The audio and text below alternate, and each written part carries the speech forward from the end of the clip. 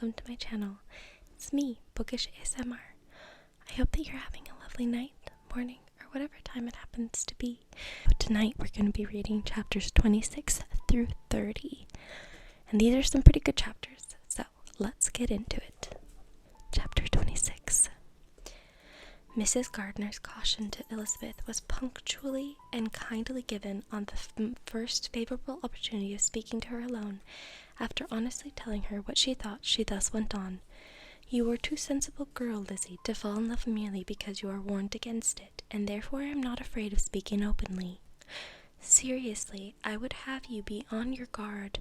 Do not involve yourself or endeavor to involve him in affection which the want of fortune would make so very imprudent. I have nothing to say against him. He is a most interesting young man, and if he had the fortune he ought to have, I should think you could not do better. But, as it is, you must not let your fancy run away with you. You have sense, and we all expect you to use it. Your father would depend on your resolution and good conduct, I am sure. You must not disappoint your father." "My dear aunt, this is being serious indeed." "Yes, and I hope to engage you to be serious likewise. Well, then you need not be under any alarm. I will take care of myself, and of Mr. Wickham too. He shall not be in love with me if I can prevent it." "Elizabeth, you are not serious now." "I beg your pardon. I will try again. At present, I am not in love with Mr. Wickham. No, I certainly am not. But he is, beyond all comparison, the most agreeable man I ever saw. And if he becomes really attached to me, I believe it will be better that he should not. I see the imprudence of it. Oh, that abominable Mr. Darcy! My father's opinion of me does me the greatest honour, and I should be miserable to forfeit it. My father, however, is partial to Mr. Wickham. In short, my dear aunt, I should be very sorry to be the means of making any of you unhappy, but since we see every day that there is affection, young people are seldom withheld by immediate want of fortune from entering into engagements with each other. How can I promise to be wiser than so many of my fellow creatures if I am tempted? Or how am I even to know that it will be wisdom to resist? All that I can promise you, therefore, is not to be in a hurry. I will not be in a hurry to believe myself his first object. When I am company with him, I will not be wishing. In short, I will do my best. Perhaps it will be as well if you discourage him coming here so very often. At least you should not remind your mother of inviting him." "As I did the other day," said Elizabeth with a conscious smile. "Very true. It will be wise for me to refrain from that. But do not imagine that he is always here so often. It is on your account that he has been so frequently invited this week. You know my mother's ideas as to necessity of constant company for her friends, but really, upon my honour, I will try to do what I think to be wiser, and now I hope you are satisfied." Her aunt assured her that she was, and Elizabeth thanked her for the kindness of her hints. They parted, a wonderful instance of advice being given on such a point without being resented. Mr. Collins returned into Hertfordshire soon after it had been quitted by the Gardners and Jane, but as he took up his abode with the Lucases, his arrival was of no great inconvenience to Mrs. Bennet. His marriage was now fast approaching, and she was at length so far resigned as to think it inevitable, and even repeatedly to say in an ill-natured tone that she wished they might be happy. Thursday was to be the wedding day, and on Wednesday Miss Lucas paid her farewell visit, and when she rose to take leave, Elizabeth, ashamed of her mother's ungracious and reluctant good wishes, sincerely affected herself, accompanied her out of the room. As they went downstairs together, Charlotte said, "I shall depend upon hearing from you very often, Eliza." "That you certainly shall." "And I have another favour to ask. Will you come and see me?" "We shall often meet, I hope, in Hertfordshire." "I am not likely to leave Kent for some time. Promise me, therefore, to come to me in Huntford." Elizabeth could not refuse, though she foresaw little pleasure in the visit. "My father and Maria are to come to me in March," added Charlotte, "and I hope you will consent to be of the party. Indeed, Eliza, you will be as welcome to me as either of them." The wedding took place, the bride and groom set off for Kent from the church door, and everybody had as much to say or to hear on the subject as usual. Elizabeth soon heard from her friend, and their correspondence was as regular and frequent as it had ever been. That it should be equally unreserved was impossible. Eliza could never address her without feeling that all the comfort of intimacy was over, and though determined not to slacken as a correspondent, it was for the sake of what had been rather than what was. Charlotte's first letters were received with a good deal of eagerness. There could not but be curiosity to know how she would speak of her new home, how she would like Lady Catherine, and how she would dare pronounce herself to be. Though, when the letters were read, Elizabeth felt that Charlotte expressed herself on every point exactly as she might have foreseen. She wrote cheerfully, seemed surrounded with comforts, and mentioned nothing which she could not praise. The house, furniture, neighbourhood, and roads were all to her taste, and Lady Catherine's behaviour was most friendly and obliging. It was Mr. Collins's picture of Hunsford and Rosings rationally softened, and Elizabeth perceived that she must wait for her own visit there to know the rest. Jane had already written a few lines to her sister to announce their safe arrival in London, and when she wrote again, Elizabeth hoped it would be in her power to say something of the Bingleys. Her impatience for this second letter was as well rewarded as impatience generally is. Jane had been a week in town without either seeing or hearing from Caroline. She accounted for it, however, by supposing that her last letter to her friend from Longbourn had by some accident been lost. "My aunt," she continued, "is going tomorrow into that part of town, and I shall take the opportunity of calling in Grosvenor Street." She wrote again when the visit was paid that she had seen Miss Bingley. "I do not think Caroline was in spirits," were her words, "but she was very glad to see me, and reproached me for giving her no notice of my coming to London. I was right, therefore. My last letter had never reached her. I inquired after their brother, of course. He was well, but was so much engaged with Mr. Darcy that they scarcely ever saw him. I found that Miss Darcy was expected to dinner. I wished I could see her. My visit was not long, as Caroline and Mrs. Hurst were going out. I dare say I shall soon see them here." Elizabeth shook her head over this letter. It convinced her that accident only could discover to Mr. Bingley her sister's being in town. 4 weeks passed away, and Jane saw nothing of him. She endeavoured to persuade herself that she did not regret it, but she could no longer be blind to Miss Bingley's inattention.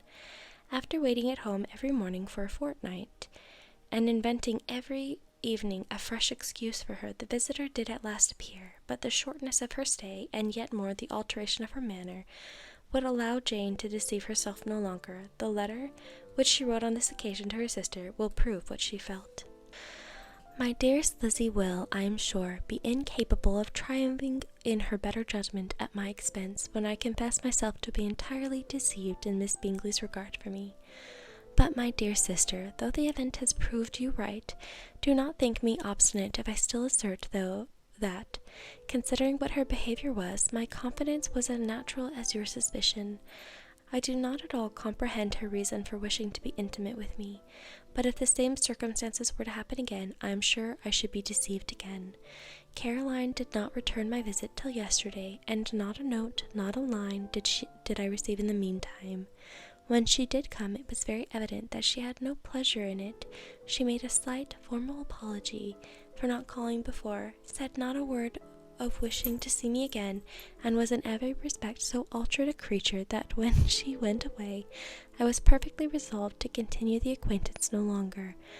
I pity, though I cannot blame her.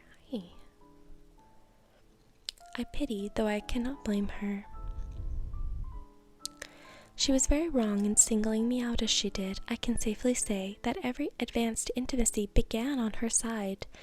But I pity her, because she must feel that she has been acting wrong, and because I am very sure that anxiety for her brother is the cause of it. I need not explain myself farther, though we know this anxiety be quite needless. Yet if she feels it, it will easily account for her behaviour to me, and so deservedly dear as he is to his sister. Whatever anxiety she may feel on his behalf is natural and amiable. I cannot but wonder, however, at her having such fears now, because if he had at all cared for me, we must have met long, long ago. He knows of my being in town, I am certain, from something she said herself, and yet it should seem by her manner of talking as if she wanted to persuade herself that he is really partial to Miss Darcy. I cannot understand it. If I were not afraid of judging harshly, I should be almost tempted to say that there's a strong appearance of duplicity in all this. But I will endeavor to banish every painful thought, and think only of what will make me happy, your affection, and the invariable kindness of my dear uncle and aunt. Let me hear from you very soon. Miss Bingley said something of his never returning to Netherfield again, of giving up the house, but not with any certainty. We had better not mention it. I am extremely glad that you have such pleasant accounts from your friends at Hunsford. Pray go to see them with Sir William and Maria. I'm sure you'll be very comfortable there. Yours, etc. This letter gave Elizabeth some pain, but her spirits returned as she considered that Jane would no longer be duped by the sister at least. All expectation from the brother was now absolutely over. She could not even wish for any renewal of his attentions. His character sunk on every review of it, and as a punishment for him, as well as a possible advantage to Jane, she seriously hoped he might really soon marry Mr. Darcy's sister, as, by Wickham's account, she would make him abundantly regret what he had thrown away. Mrs. Gardiner about this time reminded Elizabeth of her promise concerning that gentleman, and required information, and Elizabeth had such to send as might rather give contentment to her aunt than to herself. His apparent partiality had subsided. His attentions were over. He was the admirer of someone else. Elizabeth was watchful enough to see it all, but she could see it and write of it without material pain. Her heart had been but slightly touched, and her vanity was satisfied with believing that she would have been his only choice, if fortune permitted it. The sudden acquisition of £10,000 was the most remarkable charm of the young lady to whom he was now rendering himself agreeable, but Elizabeth was less clear-sighted perhaps in this case than in Charlotte's, did not quarrel with him for his wish of independence. Nothing, on the contrary, could be more natural, and while able to suppose that it cost him a few struggles to relinquish her, she was ready to allow it a wise and desirable measure for both, and could sincerely wish him happy. All this was acknowledged to Mrs. Gardiner, and after relating the circumstances, she thus went on. I am now convinced, my dear aunt, that I have never been much in love, for had I really experienced that pure and elevating passion, I should at present detest his very name, and wish him all manner of evil, but my feelings are not only cordial towards him, they are even impartial towards Miss King. I cannot find out that I hate her at all, or that I am in the least unwilling to think her a very good sort of girl. There can be no love in all this. My watchfulness has been ineffectual, and though I should certainly be a more interesting object to my acquaintance were I distractedly in love with him, I cannot say that I regret my comparative insignificance. Importance may sometimes be purchased too dearly. Kitty and Lydia take his defection much more to heart than I do. They are young in the ways of the world, and not yet open to the mortifying conviction that handsome young men must have something to live on as well as the plain. Chapter 27. With no greater events than these in the Longbourn family, and otherwise diversified by little beyond the walks to Meryton, sometimes dirty and sometimes cold, did January and February pass away. March was to take Elizabeth to Hunsford. She had not at first thought very seriously of going thither, but Charlotte, she soon found, was depending on the plan, and she gradually learned to consider it herself with greater pleasure as well as greater certainty. Absence had increased her desire of seeing Charlotte again, and weakened her disgust of Mr. Collins. There was a novelty in the scheme, and as with such a mother and such incompanionable sisters, home could not be faultless. A little change was not unwelcome for its own sake. The journey would moreover give her a peep at Jane, and in short, as the time drew near, she would have been very sorry for any delay. Everything, however, went on smoothly, and was finally settled according to Charlotte's first sketch. She was to accompany Sir William and his second daughter. The improvement of spending a night in London was added in time, and the plan became perfect as a plan could be. The only pain was in leaving her father, who would certainly miss her, and who, when it came to the point, so little liked her going that he told her to write to him, and almost promised to answer her letter. The farewell between herself and Mr. Wickham was perfectly friendly on his side, even more. His present pursuit could not make him forget that Elizabeth had been the first to excite and to deserve his attention, the first to listen and to pity, the first to be admired, and in his manner of bidding her adieu, wishing her every enjoyment, reminding her of what she was to expect in Lady Catherine de Bourgh, and trusting their opinion of her, their opinion of everybody, would always coincide, there was a solicitude, an interest which she felt must ever attach her to him with the most sincere regard, and she parted from him convinced that whether married or single, he must always be her model of amiable and pleasing. Her fellow travellers the next day were not of a kind to make her think him less agreeable. Sir William Lucas and his daughter Maria, a good-humoured girl, but as empty-headed as himself, had nothing to say that could be worth hearing, and were listened to with about as much delight as the rattle of the chaise. Elizabeth loved absurdities, but she had known Sir William's too long. He could tell her nothing new of the wonders of his presentation and knighthood, and his civilities were worn out like his information. It was a journey of only 24 miles, and they began it so early as to be in Grace Church Street by noon. As they drove to Mr. Gardner's door, Jane was at a drawing-room window watching their arrival. When they entered the passage, she was there to welcome them, and Elizabeth, looking earnestly in her face, was pleased to see it healthful and lovely as ever. On the stairs were a troop of little boys and girls, whose eagerness for their cousin's appearance would not allow them to wait in the drawing-room, and whose shyness, as they had not seen her in a 12-month, prevented their coming lower. All was joy and kindness. The day passed most pleasantly away, and morning in bustle and shopping, and the evening at one of the theatres. Elizabeth then contrived to sit by her aunt. The first subject was her sister, and she was more grieved than astonished to hear, and replied to her minute inquiry, that though Jane always struggled to support her spirits, there were periods of dejection. It was reasonable, however, to hope that they would not continue long. Mrs. Gardner gave her the particulars also of Miss Bingley's visit in Grace Church Street, and repeated conversations occurring at different times between Jane and herself, which proved that the former had, from her heart, given up the acquaintance. Mrs. Gardner then rallied her niece on Wickham's desertion, and complimented her on bearing it so well. "But, my dear Elizabeth," she added, "what sort of girl is Miss King? I should be sorry to think our friend mercenary." "Pray, my dear aunt, what is the difference in matrimonial affairs between the mercenary and the prudent motive? Where does discretion end and avarice begin? Last Christmas you were afraid of his marrying me because it would be imprudent, and now, because he is trying to get a girl with only 10,000 pounds, you want to find out that he is mercenary. If you will only tell me what sort of girl Miss King is, I shall know what to think." "She is a very good kind of girl, I believe. I know no harm of her." "But he paid her not the smallest attention till her grandfather's death made her mistress of this fortune?" "No, why would he? If it was not allowable for him to gain my affections because I had no money, what occasion would there be for making love to a girl whom he did not care about, and who was equally poor?" "But there seems indelicacy in directing his attentions towards her so soon after this event.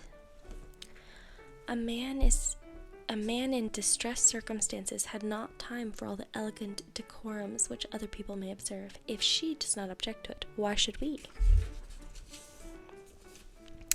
"Her not objecting to it does not justify him. It only shows her being deficient in something herself, a sense or feeling." "Well," cried Elizabeth, "have it as you choose. He shall be mercenary, and she shall be foolish."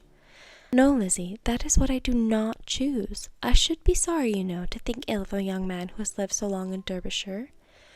"Oh, if that is all, I have a very poor opinion of young men who live in Derbyshire, and their intimate friends who live in Hertfordshire are not much better. I am sick of them all. Thank heaven, I am going tomorrow, where I shall find a man who has not one agreeable quality, who has neither manner nor sense to recommend him. Stupid men are the only ones worth knowing after all." "Take care, Lizzie, that speech savours strongly of disappointment." Before they were separated by the conclusion of the play, she had the unexpected happiness of an invitation to accompany her uncle and aunt in a tour of pleasure which they were proposed to take in the summer. "We have not quite determined how far it shall carry us," said Mrs. Gardner, "but perhaps to the lakes." No scheme could have been more agreeable to Elizabeth, and her acceptance of the invitation was ready and grateful. "My dear, dear aunt," she rapturously cried, "what delight, what felicity! You give me fresh life and vigor. Adieu to disappointment and spleen. What are men to rocks and mountains? Oh, what hours of transport we shall spend! And when we do return, it shall not be like other travelers, without being able to give one an accurate idea of anything. We will know where we have gone. We will recollect what we have seen. Lakes, mountains, and rivers shall not be jumbled together in our imaginations, nor, when we attempt to describe any particular scene, will we begin quarreling about its relative situation. Let our first effusions be less insupportable than those of the general travelers." Chapter 28. Every object in the next day's journey was new and interesting to Elizabeth, and her spirits were in a state of enjoyment, for she had seen her sister looking so well as to banish all fear for her health, and the prospect of her northern tour was a constant source of delight. When they left the high road for the lane to Hunsford, every eye was in search of the parsonage, and every turning expected to bring it in view. The paling of Rosing Parks was their boundary on one side. Elizabeth smiled at the recollection of all that she had heard of its inhabitants. At length the parsonage was discernible, the garden sloping on the road, the house standing in it, the green pales on the laurel hedge, everything declared they were arriving. Mr. Collins and Charlotte appeared at the door, and the carriage stopped at the small gate, which led by a short gravel walk to the house, amidst the nods and smiles of the whole party. In a moment they were all out of the chaise, rejoicing at the sight of each other. Mr. Collins welcomed her friend with the liveliest pleasure, and Elizabeth was more and more satisfied with coming, when she found herself so affectionately received. She saw instantly that her cousin's manners were not altered by his marriage. His formal civility was just what it had been, and he detained her some minutes at the gate to hear and satisfy his inquiries after all her family. They were then, with no other delay than his pointing out the neatness of the entrance, taken into the house, and as soon as they were in the parlour, he welcomed them a second time with ostentatious formality to his humble abode, and punctually repeated all his wife's offers of refreshment. Elizabeth was prepared to see him in his glory, and she could not help fancying that in displaying the good proportion of the room, its aspects and its furniture, he addressed himself particularly to her, as if wishing to make her feel what she had lost in refusing him. But though everything seemed neat and comfortable, she was not able to gratify him by any sigh of repentance, and rather looked with wonder at her friend that she could have so cheerful an air with such a companion. When Mr. Collins said anything of which his wife might reasonably be ashamed, which certainly was not unseldom, she involuntarily turned her eye on Charlotte. Once or twice she could discern a faint blush, but in general Charlotte wisely did not hear. After sitting long enough to admire every article of furniture in the room, from sideboard to the fender, to give an account of their journey and all of that had happened in London, Mr. Collins invited them to take a stroll in the garden, which was large and well laid out, and to the cultivation of which he attended himself. To work in his garden was one of his most respectable pleasures, and Elizabeth admired the command of countenance with which Charlotte talked of the healthfulness of the exercise, and owned she encouraged it as much as possible. Here, leading the way through every walk and crosswalk, and scarcely allowing them an interval to utter the praises he asked for, every view was pointed out with a minuteness which left beauty entirely behind. He could number the fields in every direction, and could tell how many trees there were in the most distant clump.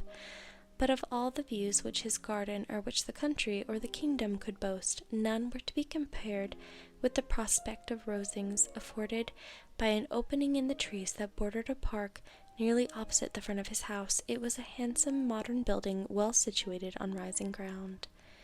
From his garden Mr. Collins would have led them round his 2 meadows, but the ladies, not having shoes to encounter the remains of the white frost, turned back, and while Sir Williams accompanied him, Charlotte took her sister and her friend over the house, extremely well pleased probably to have the opportunity of showing it without her husband's help. It was rather small, but well built and convenient, and everything was fitted up and arranged with a neatness and consistency of which Elizabeth gave Charlotte all the credit. When Mr. Collins could be forgotten, there was really a great air of comfort throughout, and Charlotte's evident enjoyment of it, Elizabeth supposed he must be often forgotten. She had already learnt that Lady Catherine was still in the country. It was spoken of again while they were at dinner, when Mr. Collins, joining in, observed, "Yes, Miss Elizabeth, you will have the honour of seeing Lady Catherine de Bourgh on the ensuing Sunday at church, and I need not say you will be delighted with her. She is all affability and condescension, and I doubt not but you will be honoured with some portion of her notice when service is over. I have scarcely any hesitation in saying that she will include you and my sister Maria in every invitation with which she honours us during your stay here. Her behaviour to my dear Charlotte is charming. We dine at Rosings twice every week, and are never allowed to walk home. Her ladyship's carriage is regularly ordered for us. I should say one of her ladyship's carriages, for she has several. Lady Catherine is a very respectable, sensible woman indeed," added Charlotte, "and a most attentive neighbour." "Very true, my dear, that is exactly what I say. She is the sort of woman whom one cannot regard with too much deference."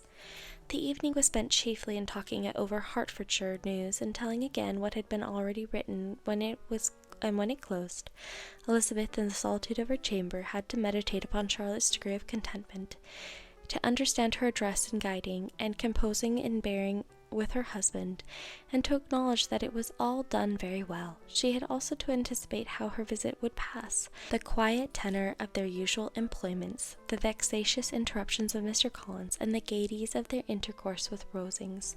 A lively imagination so settled it all. About the middle of the next day, as she was in her room getting ready for a walk, a sudden noise below seemed to speak the whole house in confusion, and after listening a moment she heard somebody running upstairs in a violent hurry, and calling loudly after her. She opened the door and met Maria in the landing space, who, breathless with agitation, cried out, "Oh, my dear Elizabeth, pray make haste to come into the dining room, for there is such a sight to be seen. I will not tell you what it is. Make haste and come down this moment." Elizabeth asked questions in vain. Maria would tell her nothing more, and down they ran into the dining room, which fronted the lane. In quest of this wonder, it was two ladies stopping in a low phaeton in the garden gate. "And is this all?" cried Elizabeth. "I expected at least the pigs were got into the garden, but there is nothing but Lady Catherine and her daughter." "La, my dear," cried Maria, quite shocked at the mistake, "it is not Lady Catherine. The old lady is Mrs. Jenkins, who lives with them. The other is Miss de Bourgh. Only look at her. She's quite a little creature. Who would have thought she could be so thin and small? She is abominably rude to keep Charlotte out of doors in all this wind. Why does she not come in?" "Oh, Charlotte says she hardly ever does. It is the greatest of favours when Miss de Bourgh comes in." "I like her appearance," said Elizabeth, struck with other ideas. "She looks sickly and cross. Yes, she will do for him very well. She will make him a very proper wife." Mr. Collins and Charlotte were both standing at the gate in conversation with the ladies, and Sir William, to Elizabeth's high diversion, was stationed in the doorway, in earnest contemplation of the greatness before him, constantly bowing whenever Miss de Bourgh looked that way. At length there was nothing more to be said. The ladies drove on, and the others returned to the house. Mr. Collins no sooner saw the two girls than he began to congratulate them on their good fortune, which Charlotte explained by letting them know that the whole party was asked to dine at Rosings the next day. Chapter 29. Mr. Collins' triumph in consequence of this invitation was complete. The power of displaying the grandeur of his patroness to his wondering visitors, and of letting them see her civility towards himself and his wife, was exactly what he had wished for, and that an opportunity of doing it should be given so soon was such an instance of Lady Catherine's condescension as he knew not how to admire enough. "I confess," said he, "that I should not have been at all surprised by her ladyship's asking us on Sunday to drink tea and spend the evening at Rosings. I rather expected, from my knowledge of her affability, that it would happen, but who could have foreseen such an attention as this?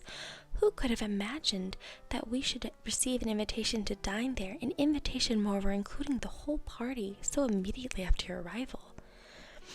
"I am the less surprised at what has happened," replied Sir William, "from that knowledge of what the manners of the great really are, which my situation in life has allowed me to acquire. About the court, such instances of elegant breeding are not uncommon." Scarcely anything was talked of the whole day or next morning but their visit to Rosings. Mr. Collins was carefully instructing them in what they were to expect, what the sight of each room, so many servants, and so splendid a dinner might not wholly overpower them. When the ladies were separating for the toilet, he said to Elizabeth, "Do not make yourself uneasy, my dear cousin, about your apparel. Lady Catherine is far from requiring that elegance of dress in us which becomes herself and her daughter. I would advise you merely to put on whatever of your clothes is superior to the rest. There is no occasion for anything more. Lady Catherine will not think the worse of you for being simply dressed. She likes to have the distinction of rank preserved." While they were dressing, he came 2 or 3 times to their different doors to recommend their being quick, as Lady Catherine very much objected to being kept waiting for her dinner. Such formidable accounts of her ladyship and her manner of living quite frightened Maria Lucas, who had been little used to company, and she looked forward to her introduction at Rosings with as much apprehension as her father had done to his presentation at St. James's. I don't know how well it's getting picked up with the microphone, but my cat is having a really good time playing with her toy right behind me, and it's obviously has a bell on it, so I hope that it's not too distracting, but it is the sound of cat joy, so we're just gonna let it happen. As the weather was fine, they had a pleasant walk of about half a mile across the park. Every park has its beauty and its prospects, and Elizabeth saw much to be pleased with, though she could not be in such raptures as Mr. Collins expected the scene to inspire, and was but slightly affected by his enumeration of the windows in front of the house, and his relation of what the glazing altogether had originally cost Sir Louis de Bourgh. When they ascended the steps of the hall, Maria's alarm was every moment increasing, and even Sir William did not look perfectly calm. Elizabeth's courage did not fail her. She had heard nothing of Lady Catherine that spoke her awful from any extraordinary talent or miraculous virtue, and the mere stateliness of money and rank she thought she could witness without trepidation. From the entrance hall, of which Mr. Collins pointed out, with a rapturous air, the fine proportions of finished ornaments, they followed the servants through an antechamber to the room where Lady Catherine, her daughter, and Mrs. Jenkins were sitting. Her ladyship, with great condescension, arose to receive them, and as Mrs. Collins had settled in with her husband that the office of introduction should be hers, it was performed in a proper manner, without any of those apologies and thanks which he would have thought necessary. In spite of having been at St. James's, Sir William was so completely awed by the grandeur surrounding him that he had but just courage enough to make a very low bow, and take his seat without saying a word, and his daughter, frightened almost out of her senses, sat at the edge of her chair, not knowing which way to look. Elizabeth found herself quite equal to the scene, and could observe the 3 ladies before her composedly. Lady Catherine was a tall, large woman with strongly marked features, which might once have been handsome. Her air was not conciliating, nor was her manner of receiving them such as to make her visitors forget their inferior rank. She was not rendered formidable by silence, but whatever she said was spoken in so authoritative a tone as marked her self-importance, and brought Mr. Wickham immediately to Elizabeth's mind, and from the observation of the day altogether, she believed Lady Catherine to be exactly what he had represented. When, after examining the mother, in whose countenance and deportment she soon found some resemblance of Mr. Darcy, she turned her eyes on the daughter, she could almost have joined in Maria's astonishment at her being so thin and so small. There was neither in figure nor face any likeness between the ladies. Miss de Bourgh was pale and sickly. Her features, though not plain, were insignificant, and she spoke very little, except in a low voice to Mrs. Jenkins, in whose appearance there was nothing remarkable, and who was entirely engaged in listening to what she said and placing a screen in the proper direction before her eyes. After sitting a few minutes, they were all sent to one of the windows to admire the view, Mr. Collins attending them to point out its beauties, and Lady Catherine kindly informing them that it was much better worth looking at in the summer. The dinner was exceedingly handsome, and there were all the servants and all the articles of plates that Mr. Collins had promised, and as he had likewise foretold, he took his seat at the bottom of the table by her ladyship's desire, and looked as if he felt the life could furnish nothing greater. He carved and ate and praised with delighted alacrity, and every dish was commended, first by him and then by Sir William, who was now enough recovered to echo whatever his son-in-law said, in a manner which Elizabeth wondered Lady Catherine could bear. But Lady Catherine seemed gratified by their excessive admiration, and gave most gracious smiles, especially when any dish on the table proved a novelty to them. The party did not supply much conversation. Elizabeth was ready to speak whenever there was an opening, but she was seated between Charlotte and Miss de Bourgh. the former of whom was engaged in listening to Lady Catherine, and the latter said not a word to her all dinner. Mrs. Jenkins was chiefly employed in watching how little Miss de Bourgh ate, pressing her to try some other dish, and fearing she were indisposed. Maria thought speaking out of the question, and the gentlemen did nothing but eat and admire. When the ladies returned to the drawing-room, there was little to be done but to hear Lady Catherine talk, which she did without any intermission till coffee came in, delivering her opinion on every subject in so decisive a manner as to prove that she was not used to having her judgment controverted.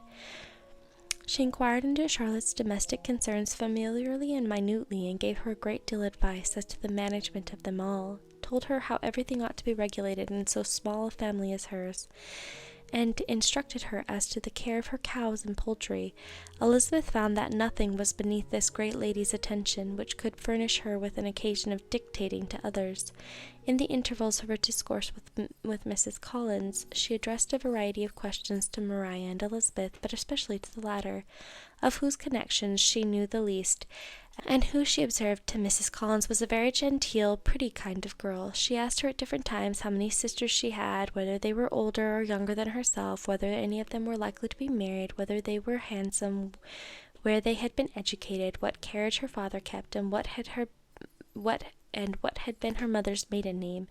Elizabeth felt all the impertinence of her questions, but answered them very composedly. Lady Catherine then observed, "Your father's estate is entailed on Mr. Collins, I think, for your sake," turning to Charlotte. "I am glad of it, but otherwise I see no occasion for entailing estates from the female line. It was not thought necessary in Sir Louis de Bourgh's family. Do you play and sing, Miss Bennet?" "Oh, a little." "Oh, then some time or other we shall be happy to hear you. Our instrument is a capital one, probably superior to. You shall try it some day. Do your sisters play and sing?" "One of them does." "Why did not you all learn? You all ought to have learned. The Miss Webbs all play, and their father has not so good as an income as yours. Do you draw?" "No, not at all." "What, none of you?" "Not one." "That is very strange, but I suppose you had no opportunity. Your mother should have taken you to town every spring for the benefit of masters." "My mother would have had no objection, but my father hates London." "Has your governess left you?" "We never had any governess." "No governess? How was that possible? 5 daughters brought up at home without a governess. I never heard of such a thing. Your mother must have been quite busy to your education." Elizabeth could hardly help smiling as she assured her that she had not.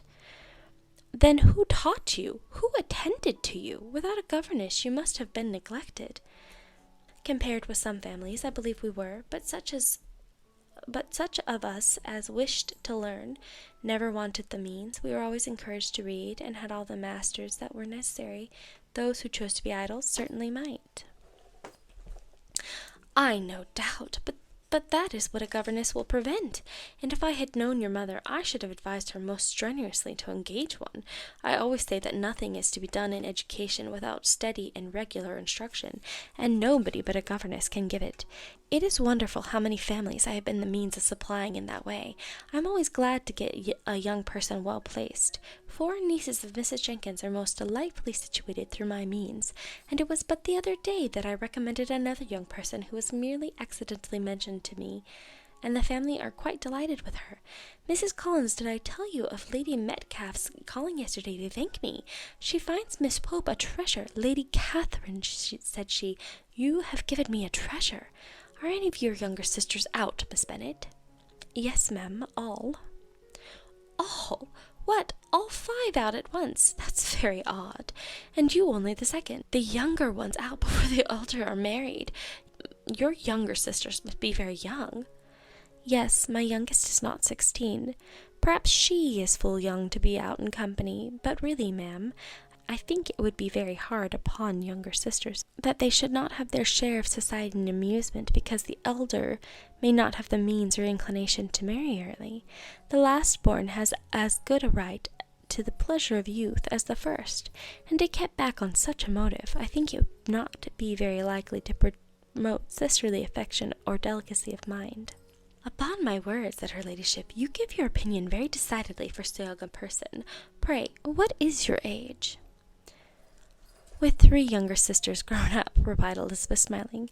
"Your ladyship can hardly expect me to own it." Lady Catherine seemed quite astonished at not receiving a direct answer, and Elizabeth suspected herself to be the first creature who had ever dared to trifle with so much dignified impertinence. "You cannot be more than 20, I am sure, therefore you need not conceal your age." "I am not 21." When the gentlemen had joined them, and tea was over, the card tables were placed. Lady Catherine, Sir William, and Mr. and Mrs. Collins sat down to quadrille, and as Miss de Bourgh chose to play at casino, the 2 girls had the honour of assisting Mrs. Jenkins to make up her party.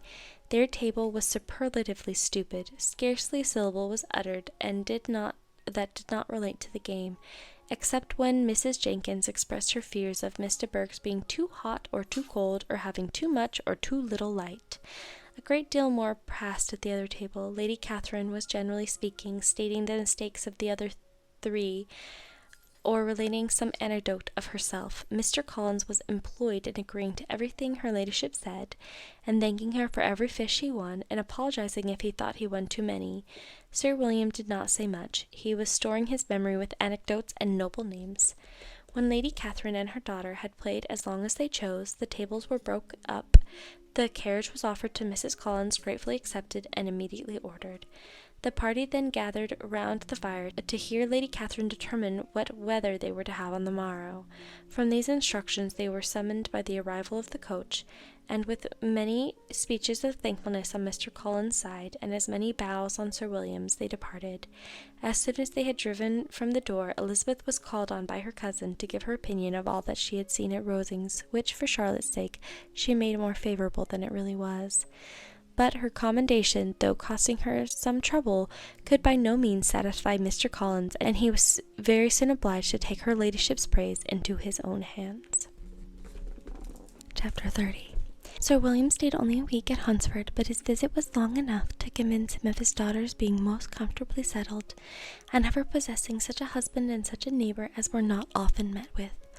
While Sir William was with them, Mr. Collins devoted his mornings to driving him out in his gig and showing him the country, but when he went away the whole family returned to their usual employments, and Elizabeth was thankful to find that they did not see more of her cousin by the alteration, for the chief of the time between breakfast and dinner was now passed by him at either work in the garden or in reading and writing, and looking out the window in his own book-room, which fronted the road. The room in which the ladies sat was backwards. Elizabeth at first had rather wondered that Charlotte should not prefer the dining parlour for common use. It was a better-sized room, and had a pleasanter aspect. But she soon saw that her friend had an excellent reason for what she did, for Mr. Collins would undoubtedly have been much less in his own apartment had they sat in one equally lively, and she gave Charlotte credit for the arrangement. From the drawing-room they could distinguish nothing in the lane, and were indebted to Mr. Collins for the knowledge of what carriages went along, and how often especially Miss de Bourgh drove by in her phaeton, which he never failed coming to inform them of, though it happened almost every day. She most unfrequently stopped at the parsonage, and had a few minutes' conversation with Charlotte, but was scarcely ever prevailed on to get out. Very few days passed in which Mr. Collins did not walk to Rosings, and not many in which his wife did not think it necessary to go likewise. Until Elizabeth recollected that there might be other family livings to be disposed of, she could not understand the sacrifice of so many hours. Now and then they were honoured with a call from her ladyship, and nothing escaped her observation that was passing in the room during these visits. She examined into their employments, looked at their work, and advised them to do it differently, found fault with the arrangement of the furniture, or detected the housemaid in negligence, and if she accepted any refreshment, seemed to do it only for the sake of finding out that Mrs. Collins' joints of meat were too large for her family. Elizabeth soon perceived that though this great lady was not in the commission of the peace for the county, she was a most active magistrate in her own parish. The minutest concerns, of which were carried to her by Mr. Collins whenever any of the cottagers were disposed to be quarrelsome, discontented, or too poor, she sallied forth into the village to settle their differences, silence their complaints, and scold them into harmony and plenty. The entertainment of dining at Rosings was repeated about twice a week, and allowing for the loss of Sir William, and there being only one card table in the evening, every such entertainment was the counterpart of the first. Their engagements were few, as the style of living in the neighborhood in general was beyond the Collinses' reach. This, however, was no evil to Elizabeth, and upon the whole she spent her time comfortably enough. There were half hours of pleasant conversation with Charlotte, and the weather was so fine for the time of year that she had often great enjoyment out of doors. Her favourite walk, and where she frequently went while the others were calling on Lady Catherine, was along the open grove which edged the side of the park, where there was a nice sheltered path, which no one seemed to value but herself, and where she felt beyond the reach of Lady Catherine's curiosity. In this quiet way the first fortnight of her visit soon passed away. Easter was approaching, and the week preceding it was to bring an addition to the family at Rosings, which in so small a circle must be important. Elizabeth had heard soon after her arrival that Mr. Darcy was expected there in the course of a few weeks, and though there were not many of her acquaintance whom she did not prefer, his coming would furnish one comparatively new to look at in the Rosings parties, and she might be amused at seeing how hopeless Miss Bingley's designs on him were, by his behaviour to his cousin, for whom he was evidently destined by Lady Catherine, who talked of his coming with the greatest satisfaction, spoke of him in terms of the highest admiration, and seemed almost angry to find that he had already been frequently seen by Miss Lucas and herself. His arrival was soon known at the parsonage, and Mr. Collins was walking the whole morning within view of the lodges opening into Hunsford Lane, in order to have the earliest assurance of it, and after making his bow as the carriage turned into the park, hurried home with the great intelligence. On the following morning he hastened to Rosings to pay his respect. There were 2 nephews of Lady Catherine to require them, for Mr. Darcy had brought with him Colonel Fitzwilliam, the younger son of his uncle, Lord something, and to the great surprise of all the party, when Mr. Collins returned, the gentlemen accompanied him. Charlotte had seen them from her husband's room, crossing the road, and immediately running into the other, told the girls what an honour they might expect, adding, "I may thank you, Eliza, for this piece of civility. Mr. Darcy would never come so soon to wait upon me." Elizabeth scarcely had time to disclaim all right to the compliment before their approach was announced by the door-bell, and shortly afterwards the 3 gentlemen entered the room. Colonel Fitzwilliam, who led the way, was about 30, not handsome, but in person and address most truly gentleman. Mr. Darcy looked just as he had been used to look at Hertfordshire, paid his compliments, with his usual reserve, to Mrs. Collins, and whatever might be his feeling towards her friend, met her with every appearance of composure. Elizabeth merely curtsied to him without saying a word. Colonel Fitzwilliam entered into conversation directly with the readiness and ease of a well-bred man, and talked very pleasantly, but his cousin, after having addressed a slight observation on the house and garden to Mrs. Collins, sat for some time without speaking to anybody. At length, however, his civility was so far awakened as to inquire of Elizabeth after the health of her family, and she answered him in the usual way. After a moment's pause, added, "My eldest sister has been in town these 3 months. Have you never happened to see her?" She was perfectly sensible that he never had, but she wished to see whether he would betray any consciousness of what had passed between Bingley and Jane, and she thought he looked a little confused as he answered that he had never been so fortunate as to meet Miss Bennet. The subject was pursued no further, and the gentlemen soon afterwards went away. That's it for chapter 30. I hope that you enjoyed it. If you've missed any of the previous chapters, click on the playlist in the description. But for now, I hope that you have a good night.